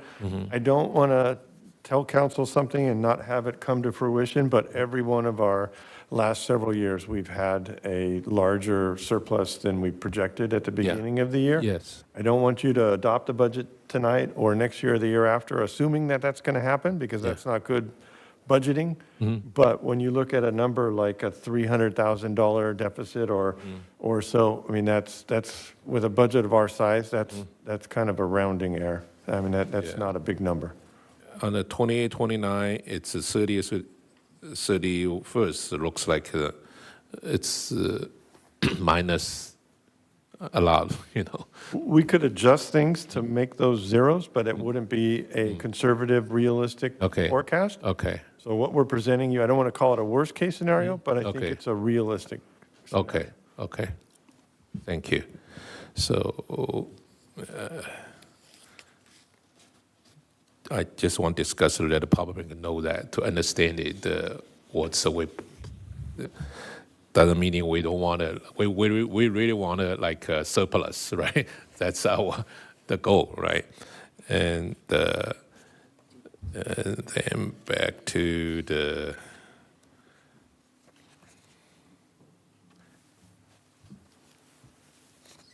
I see, okay, maybe just go for the Mission Playhouse. We have the 100-year centennial celebration. So that's related to that. We have like a nonprofit or just a regular like budget on it. It's 69K. Yeah. I appreciate you bringing that up. That's another example of kind of conservative, worst-case scenario budgeting. So we have not changed the projections for the Mission Playhouse, except to increase them like we have every other part of the budget. We have over $800,000 a year, increasing to over $900,000 by the end of the model for financing the Mission Playhouse. So if we are able to get a nonprofit and we are able to start generating either grant funds, that is one area where grant funds would help from year to year. If we had money to do productions or to subsidize the Playhouse. And so we don't have any of that in our budget, so that would be an area that could easily be improved in the future. As far as the $69,000, that is money we've programmed for next year for our 100-year anniversary. We're looking at bringing in some help, folks that can do programming, maybe even some special events with the Mission Playhouse for the year. And that would be extra staffing and expertise to help us do an extra special year.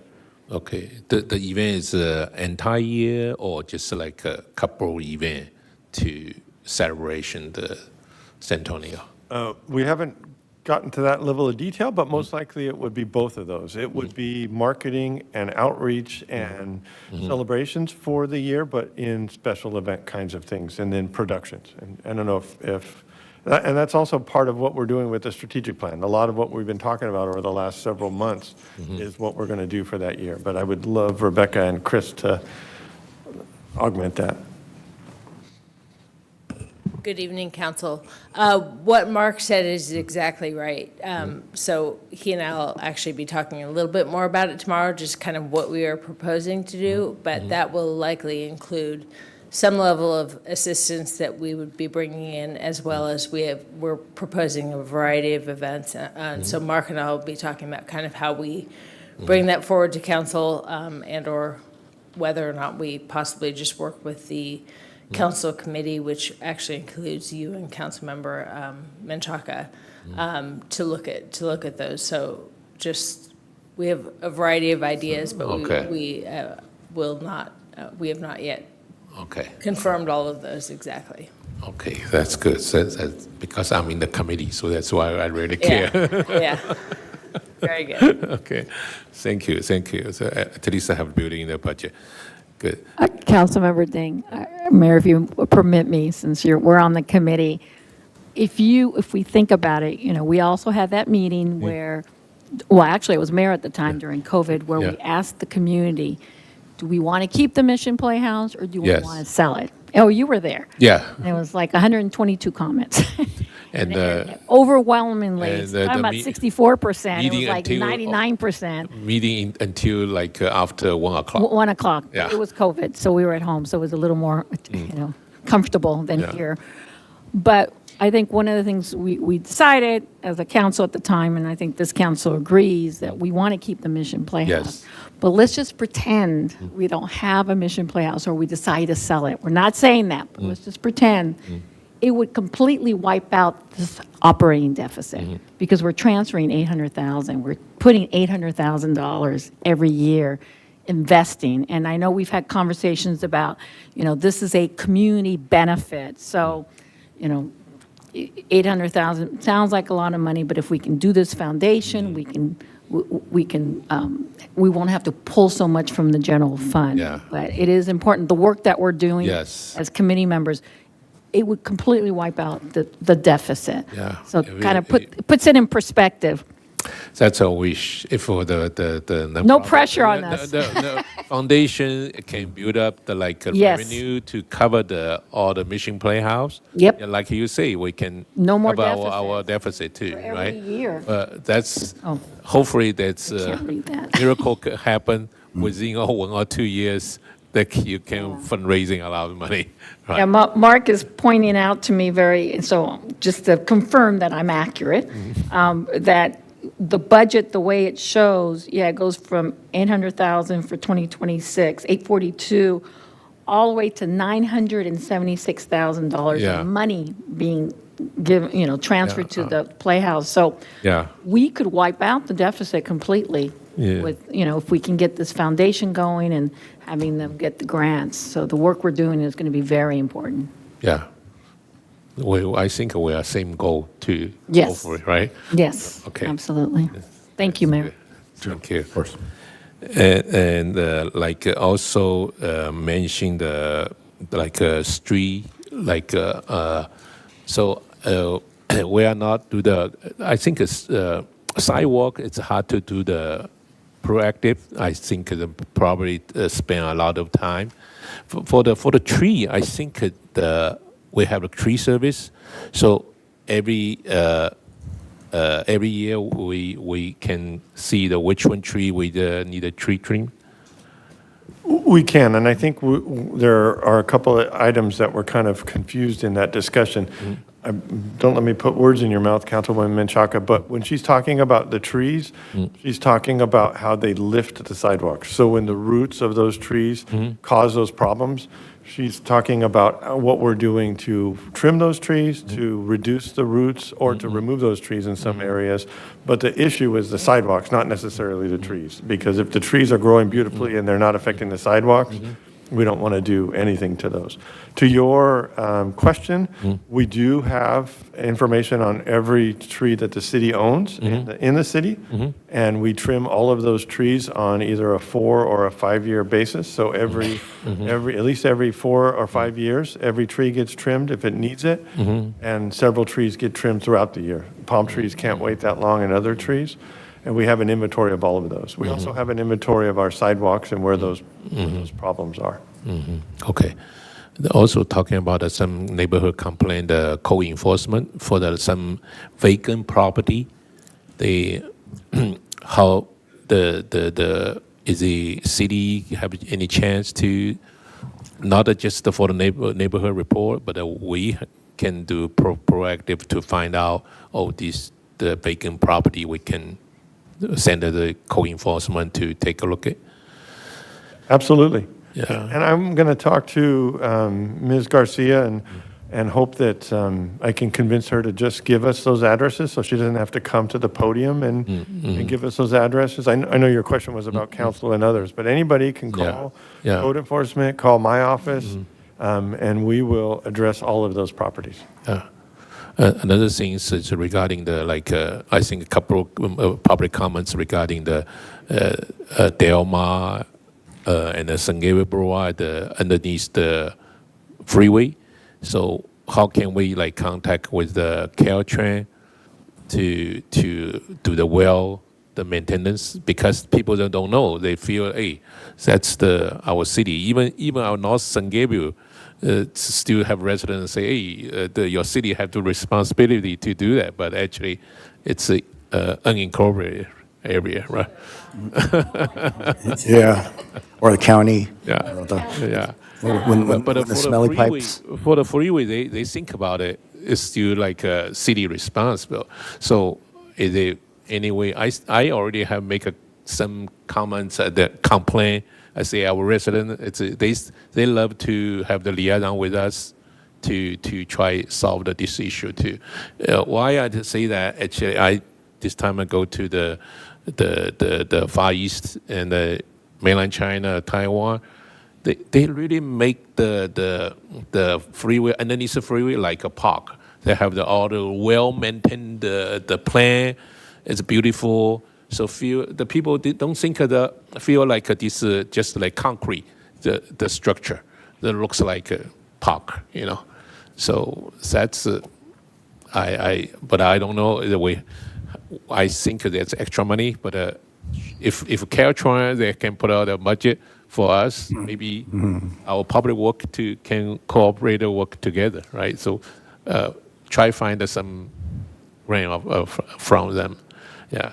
Another like I hear about some like CDBG fund and some long-term resident. She say our city before have some low-income assistance for them old home maintenance, even painting or roof repair or something like that. So they wish have some this kind of assistance program, but it also costs the money, right? So is this budget we could, if in any way we can see it, so, and who can qualify first of all, right? And then how much they can get the assistance, because they already senior person, they don't have this capability to do by themselves, So I hope if we can consider about it to help them, yeah. And the last one, it's regarding the Councilmember Wu regarding if just in case for our new sales tax, because I saw the sales tax will reduce, so why the estimate a little bit reduce. So can you help to? On the page 12. Yeah. Yes, Vice Mayor Ding, that's correct. For the 26-27 revenue projections, Yeah. Measure SG and state sales tax Yeah. is projected to be lower than the 25-26 adopted. And I think so we get assistance from our third-party HDL who helps us forecast our sales tax. And so one is economically, things have slowed down. Okay. And then two is what's happening here in San Gabriel, what they're seeing. So based on what they're seeing here in San Gabriel and economically, that they're projecting that the sales tax will be just a little bit lower for 26-27. Okay. And then moderately increasing to 2% Okay. in the next year. Okay, because you feel predict the economic, the reason. So I feel it's more conservative too, to help us to, that's good, okay. Not that because something else, not because the sales tax, the percentage reduce, no, okay. So major SG still, actually it's still higher than the regular sales tax. That's we passed down 2020, right? So it's 100%. It's we earn it, right, for the city. So for the future, if we just think in public safety, for the I don't know how to call it, right? The new measurement. So Mark, you mentioned, so we can now say dedicate for the some public service or something like that. Otherwise, they have to the different measurement, right? You're right. It will be very much like Measure SG, that we will list all of the uses that we could consider it for using. So public safety, streets, parks, sewers, trees, everything that we could potentially use the funding on, that's how it will be discussed. If it passes, we can decide, you as a council can decide how to use that, but we have to have it as a general measure, and it can be used by any council as a general revenue.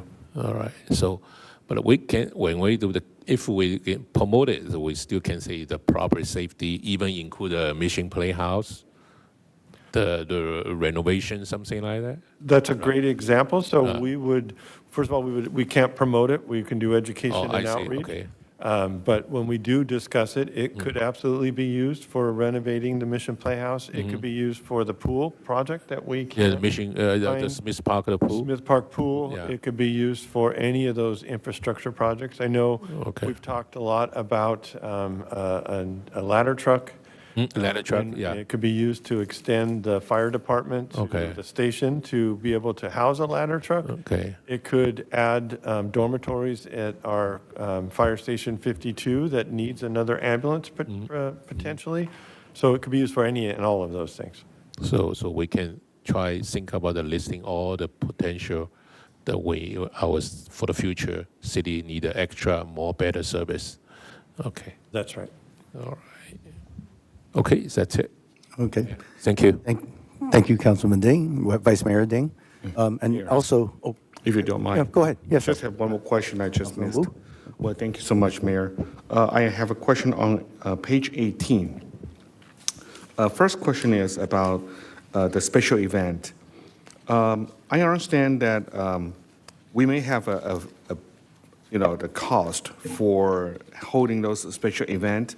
For example, our Independence Day event, we will be paying the drones company for, let's say, $60,000 or $65,000. But with other amount, is that the staffing cost? Or, we have those like a traffic because we would need more, the PD fire. Is that also the cost that we implemented to this number? Councilmember Wu, that is only the direct cost to purchase the firework contractor. It doesn't include all of the additional city time and other costs, the public safety, the police, the fire, the public works, the recreation time. So those are direct cost. So farmers market 20,000, that is for the whole year, right? Because this is an annual special event cost. That's correct. And for Memorial Day, it's a 2,500. But I don't see the Veterans Day. Is that also including that in that category, or we just times two? Because it's pretty much like the same. Have same question.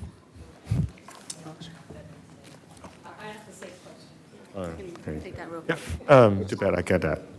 So I just want to mention that for this slide right here, for the list that you're seeing is not the whole list that we have in our detailed, departmental detailed budget sheets.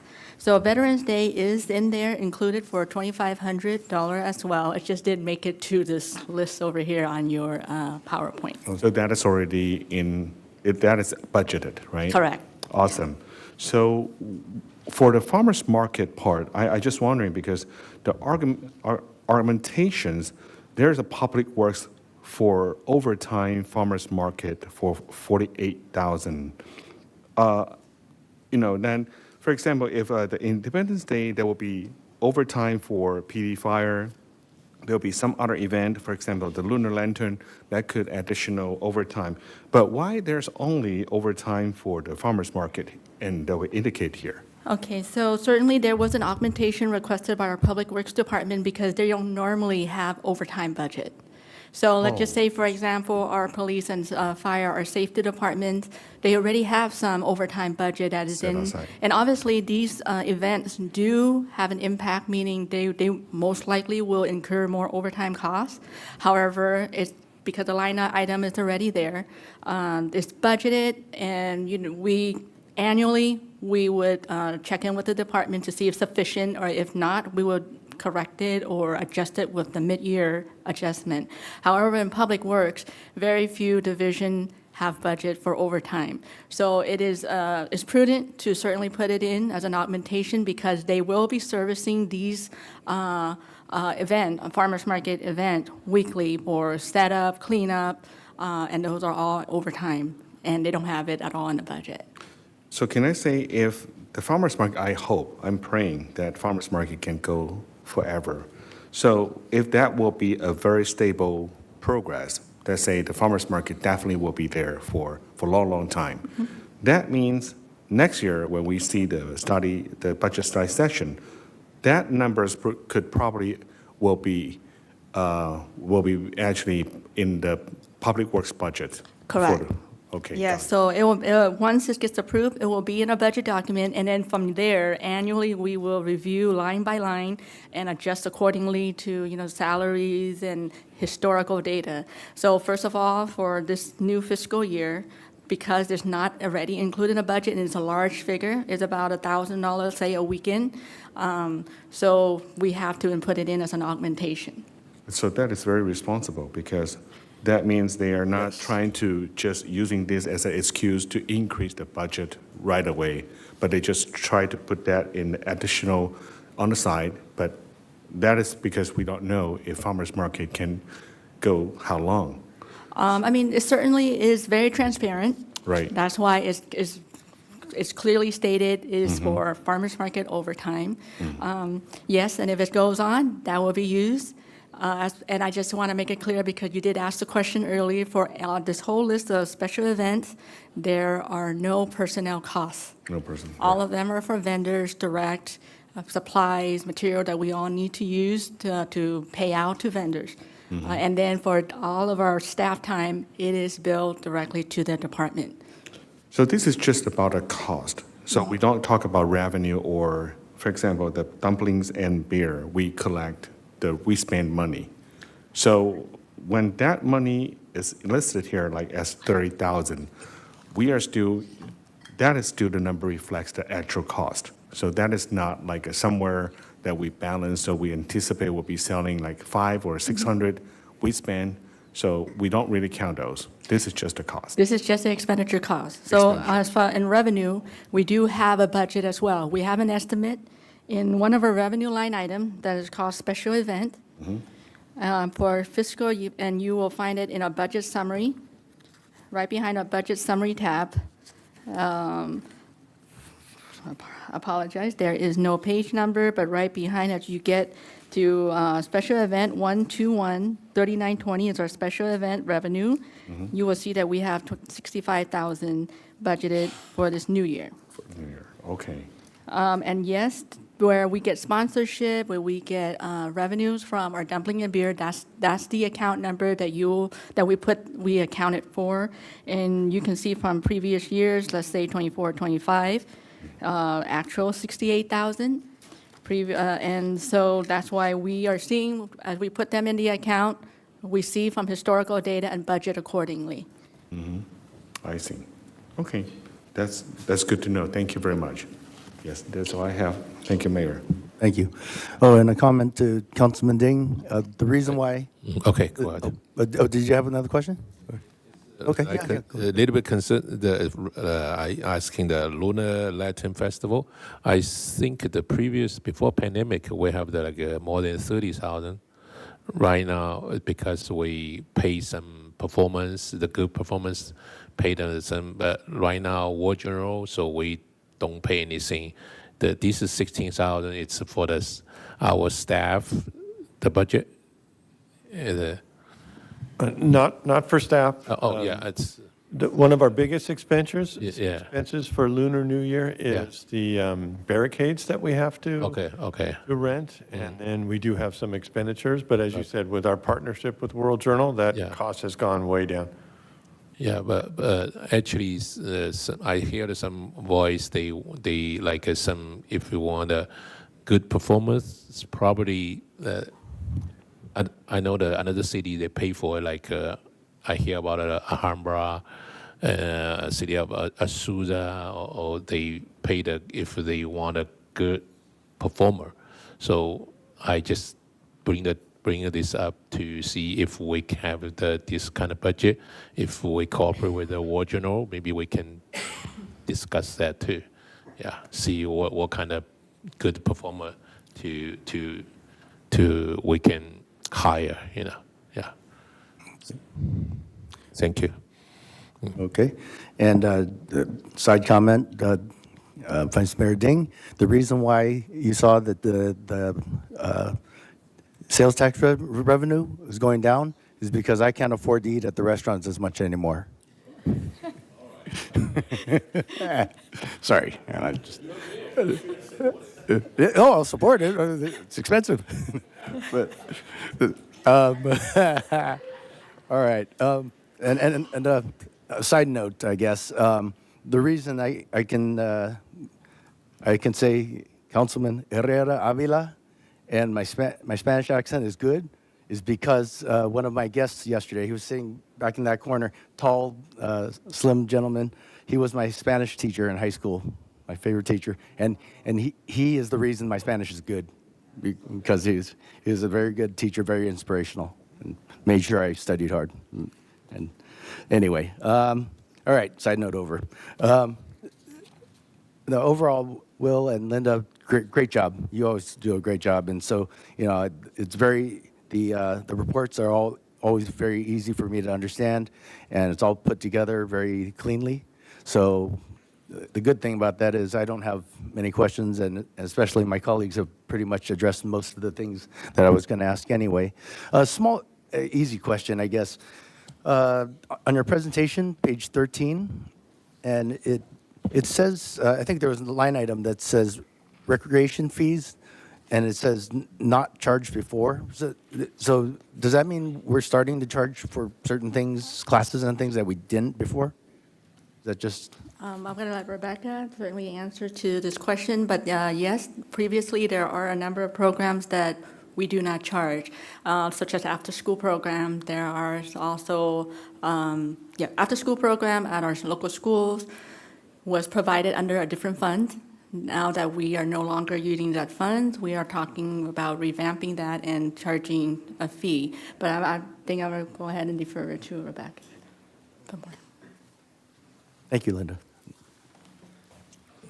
Yes, so council may recall that with our CDBG funds, there were some requirements that were put into place that we were having to request income verification and citizenship verification. okay. And so we opted not to include those for those programs in particular. So with that, we are proposing a fee-based program for those after-school programs. Oh, yes. Now that you mentioned it, I recall that discussion. Thank you. Yep. Pretty much that's all the questions I had. Again, my colleagues have asked the questions I was going to ask anyway, and so I'm satisfied with the report. And so any of my colleagues have any other questions or comments or discussion? Just thanks the financial department this good presentation. Yeah. Help us to discuss. Thank you. Okay. All right. We're all good? Okay. Well, thank you, Will. Thank you, Linda.